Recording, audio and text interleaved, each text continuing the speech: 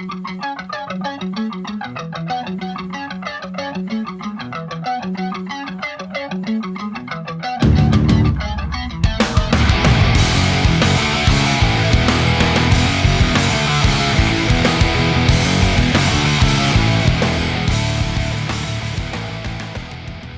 guys, I'm back, and this time I'm doing a review of the Keltec PF9 9mm. And one of the reasons that I got this gun or started looking into this small of a subcompact 9mm is that I found myself carrying my Ruger LCP more often, the 380, more often than any of my other guns, just because it was so small and lightweight. You couldn't tell you had it on your person, but there were times that I wanted the added firepower of the 9mm. And so I started doing a little shopping around, and I kind of narrowed it down to a few subcompact 9mm that were similar size, weight, and that was the Kahr PM9, the Keltec PF9, and the Kimber Solo 9. And the Solo by Kimber is their newest subcompact offering, actually their first non-1911 offering I think they have. But as I looked at all of these guns, the thing that came down to me was the value, number one. Number two, the size and weight of it. And the Keltec PF9 won out in all of these categories. And like I said, basically I just wanted a small, lightweight, very, very compact 9mm. Like I said, it's going to be one of those things that you're not going to take it out of the house with you and carry it consistently if it's big, bulky, and uncomfortable. And that's why I found myself carrying the 380, the LCP, more often than any of the others. So, but I wanted a little more firepower, so here we are with the Keltec. And with that being said, when you look at the size of this compared to similar offerings, the other ones that I looked at, the Kahr PM9 and the Kimber Solo, the Keltec has one added benefit. It is a 7+1, so you get 8 rounds of 9mm with this, whereas with the Kimber and the Kahr you get 6+1, a total of 7. So you get an extra round with this. The grip is a tiny bit longer, but I'll give that up for that added round. But when you look at slide width, the Keltec PF9 is 0.88 inch, and the PM9 is 0.90. Actually, I think it's a little bit larger when you include their slide release, and then the Kimber Solo is 1.2 inch. Okay, so right off you have a thinner, flatter gun with the Keltec, and we know that with carry guns, the flatter the better. So the Keltec won out in that aspect. And then when you look at the weight, the PF9, the Keltec PF9 comes in unloaded at 14.6 ounces. The Kahr PM9 at 15.9, and then the Kimber Solo at 17 ounces. So the Keltec wins in the weight category.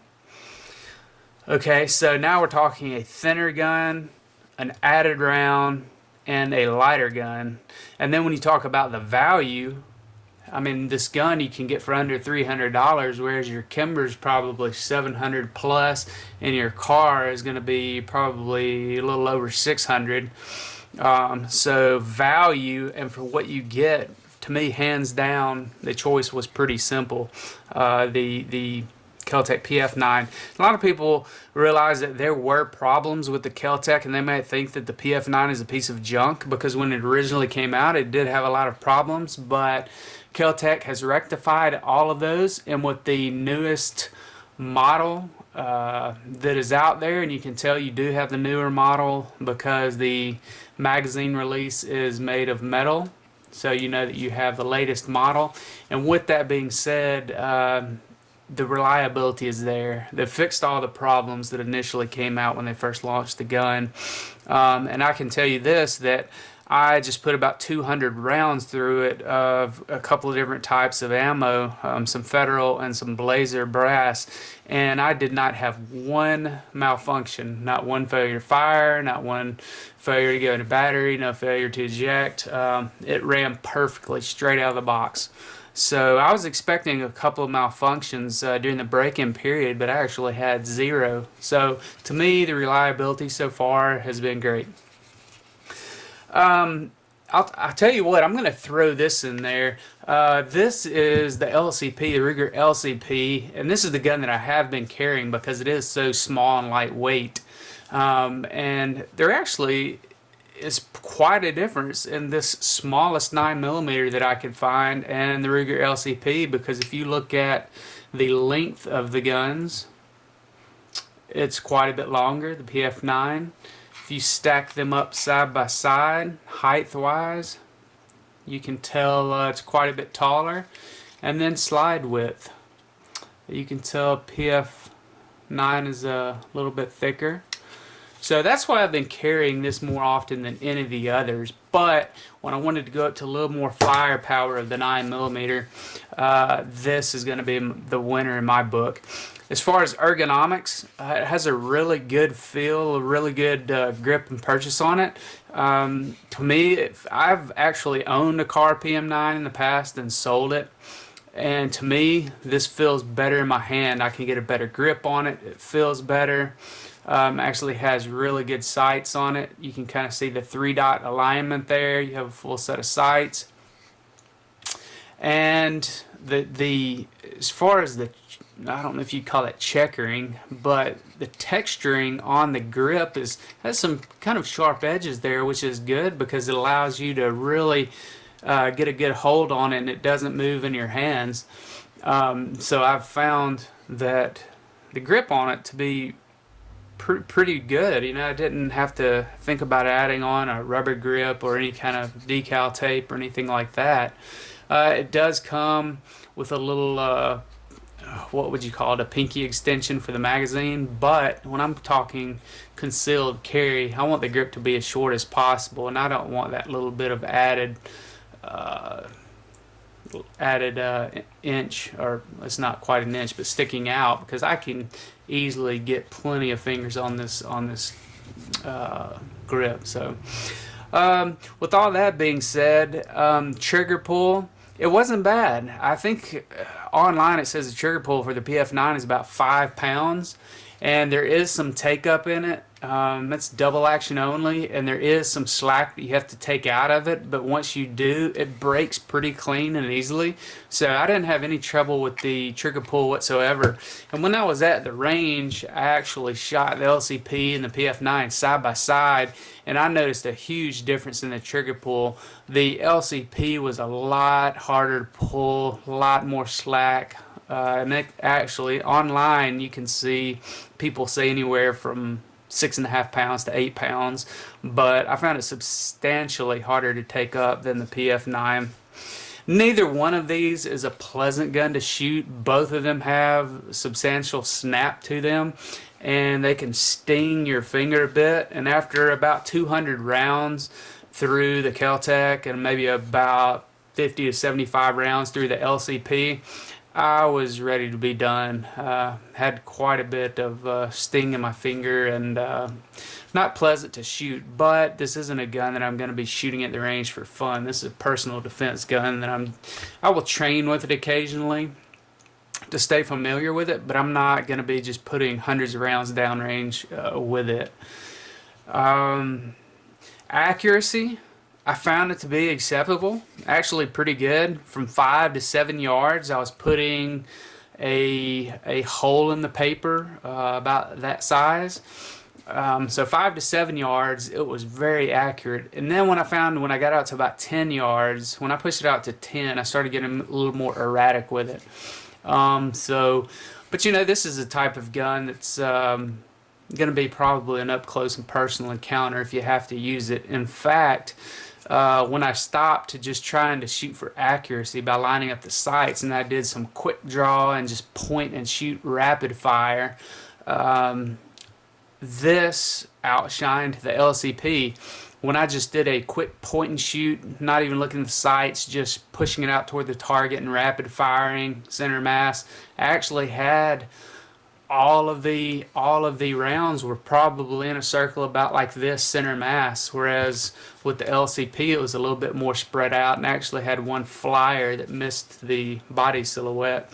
But accuracy not bad. I would just say, you know, this isn't a gun that's made to be shot at 25 yards, but so accuracy for what it is, very good.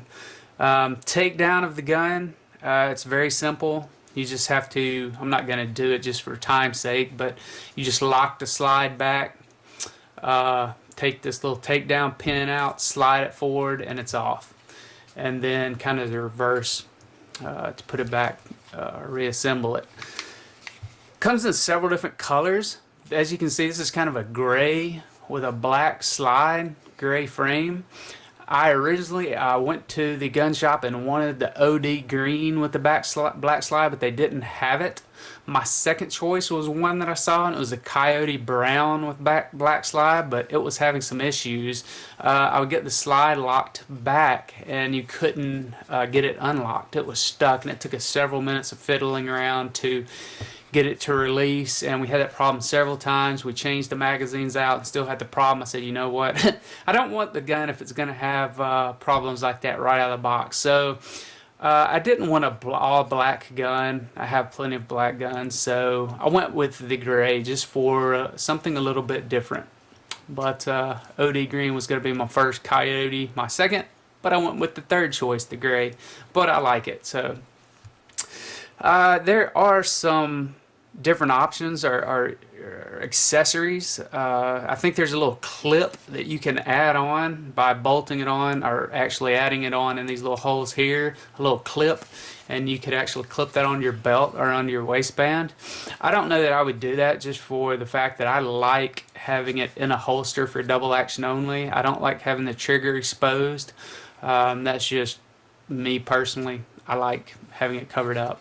So I'm going to be looking for a different holster. Actually, I do not know if Phobos makes a holster, but I love this little Phobos. This might be an evolution, but a little Phobos holder for the LCP. Just a little paddle holster.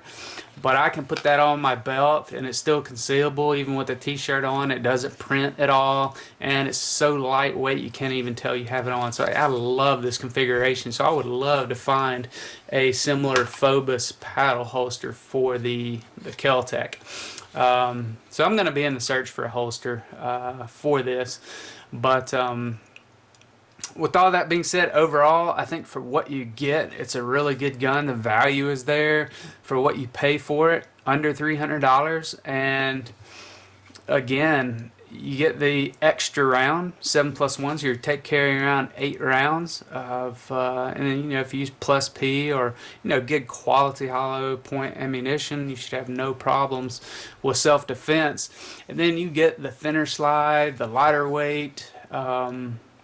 So to me, it's a winner, and that's why I chose the Keltec over the Kimber Solo or the Kahr PM9, or going back to the Kahr PM9 because I'd had it at one point. But after looking at all of them, I'd narrowed it down, and this was my winner. And I took it to the range, a few hundred rounds, and like I said, reliability top notch right out of the box. So pretty excited about it. Just need to find a good holster, and it should be my new carry gun. So anyways, hope you enjoyed. Talk to you soon.